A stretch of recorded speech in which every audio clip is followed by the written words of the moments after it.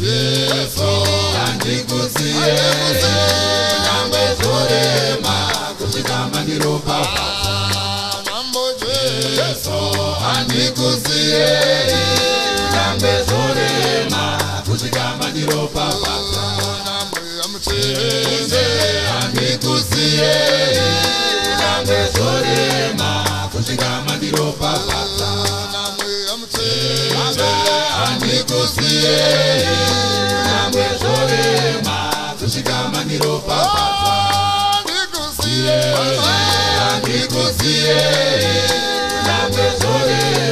I'm proud to be a Zimbabwean like that because of its rich cultural background and its prosperity over the years. So to be identified as a Zimbabwean, it means I'm one of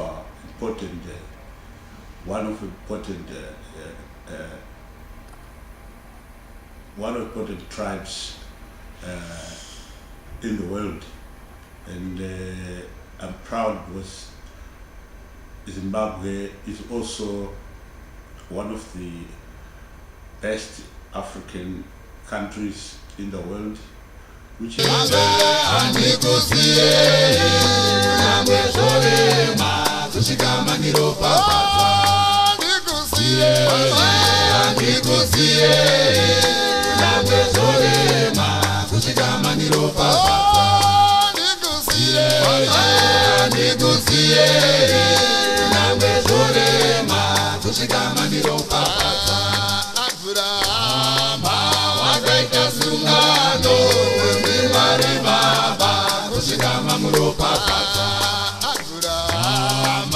wakaita sungano nemari baba kusvika mamuropafadza. Andikusiye kunyange zorema kusvika mandiropafadza. Andikusiye kunyange zorema kusvika mandiropafadza. Andikusiye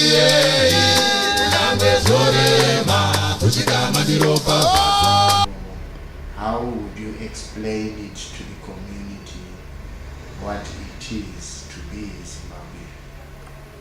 Well, to answer that question, maybe I have to go back to. I remember what my bishop says, Bishop Mark Anderson, at Emmanuel Apostolic Church in Leicester. He said the first time he met Zimbabweans, his view of Africans changed because he had grown up in Jamaica hearing a lot of things about Africans. But then when he first met these Africans from Zimbabwe, the first thing was the respect. Yeah, respecting people, not because of color or because of culture, but then respecting everyone that you meet and acknowledging that anyone who is older than you, they are as old enough to be your sister or your big brother or your father or your mother. So the first thing will be respect. Showing respect to everyone. There's a difference in the way that we shake people's hands. Some people just throw a hand at you and just shake it, but then even just holding your hand and showing that respect to someone who is talking to you or greeting you, that's one of the things that I would say shows that you are Zimbabwean. And next of all, education. Zimbabweans are big supporters for education. Our parents will do all sorts of things to make sure that their kids will get education. It's a shame that maybe a lot of Zimbabweans that we have seen now, especially those that have made it into places like England, they've just gone into jobs and be satisfied with jobs and not going for an education. When you look at our elders, like my father used to tell me that I never got educated, but then I want the best for you. So another thing that will show you that there goes a Zimbabwean is a person that wants better things for their children. So they'll work hard and want their children to be better than themselves. They're not in any competition with their children, but they want their children to make the mark in the world, to leave a stamp on it. Even when people look at Mugabe, I know a lot of people don't like him, but then he was a big supporter of education, and that is why we've got over 90% of the literacy rate in Zimbabwe is over 90%. So a lot of them will be able to speak English, and it doesn't matter which part of the country they came from. Even if they came from the rural areas, they still can speak English. They still can do a little bit of mathematics, although some of us don't like mathematics, but most people can do the basics. So I think that's, in a nutshell, tip of an iceberg. That's what I would say is being Zimbabweanese. Okay, alright, yeah. What message would you give to the younger ones? Because we are having a lot of younger Zimbabweans as well who are growing up in this community. What message do you have for them? The message that I'll say to the young people is not to seek to be like other cultures. I think one thing that disturbs me and disturbs quite a lot of other Zimbabweans is that when we came over here, we came with our culture, with respect. We came with honor. We used to honor people. But then one thing that young people are supposed to make sure is not to lose their culture. By culture, I'm not talking about worshipping ancestral spirits and all that, but I'm talking about the values that we had as when we were growing up, the respect for our parents, and the no sex before marriage. Because a lot of us, we grew up knowing that there was this notion of having girlfriends. You'd be friendly with people of the opposite sex, but it's not like how other cultures view it. It's not like how it's happening now.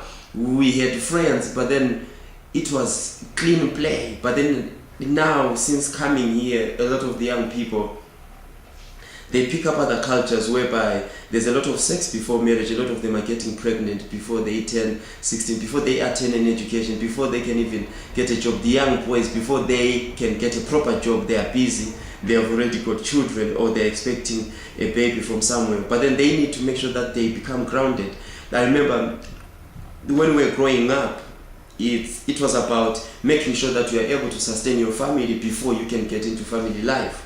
But now the young people need to understand that they need to be groomed up properly, get an education, get a proper job. Not just by education, I'm not just talking about finishing A-levels. Finishing A-levels, get your degree, get a first-class degree. After a first-class degree, do a master's, do a PhD, become someone that can change your community. Because when I'm sure that most of the young people that are here will not want to live all their life in England. Maybe once upon a time they want to go back home. Or they might just want to say, well, I want to go and live in Zimbabwe again. We need to be people they need to be people that when they go back to Zimbabwe, they've got something to offer. Because without an education, without a proper job, if all of us were to go back to Zimbabwe, we will not have anything to offer. Otherwise, we'll become people that are seeking for help from people that have been left in Zimbabwe to us saying we're coming from England, a country which is, some people have equated it to heaven, whereby there is the pound, and it is one of the most powerful currencies in the world. But then even the education is better. If you come with a certificate here from England, you can do great things and great wonders. So the young people need to be prepared that if wherever they go in the world, they will be influential and be able to help out others. And the other thing is for the young people not to forget about their brothers and sisters that are back home, to do projects that will assist them instead of just thinking about themselves. Okay, let's do the going out business, let's do the partying business, but then to think about what else can I do in my community, what else can I